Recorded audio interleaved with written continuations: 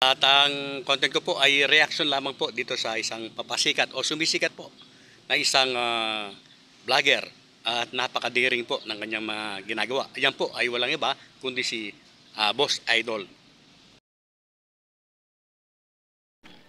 Yes po, napakadiring po talaga ng ginagawa ni Boss Idol. Talagang nakakatakot at ang mga content po niya ay lagi po siyang nasa mga matataas na lugar na wala po siyang safety. Kaya po marami ang humahanga sa kanya. Ay marami naman din po yung mga bumabati ko sa kanya. Ano po, marami din baser si Idol sa kabila po ng kanyang mga ginagawa. Ano po? Yan po ang anong nangyayari sa ating kultura. Yan po ay kultura na natin. Talagang hindi po natin mapiplease ang lahat. Bagamat ginagawa lamang ni Boss Idol yung makakapagpasaya sa kanyang mga manunood. Although talagang napaka-daring po at nakakatakot talaga, pero kanya pa rin po itong ginagawa. Yun nga po para makapag-content siya ng kaaaliwan po ng iilan at kinaiinisin naman po ng iilan.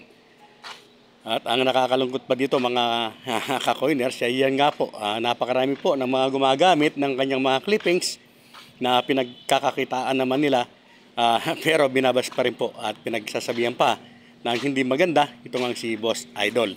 Napakarami po ng mga content creator ang gumagamit ng kanyang mga clippings na dapat sana'y magpasalamat pa sa kanya, pero masasakit pa na salita yung natatanggap ni Idol. At kaya ko po ginawan ng content ito o nag-react po tayo ng kaunti ay siyempre gusto rin natin makaambos sa kasikatan ni Idol. Baka dito ay dumami din ang ating followers. Sana mapanood dito ni Boss Idol at matulungan po yung munting channel natin na umangat. Yan lamang po muna. Muli po, Coiners Ring nagbabalik.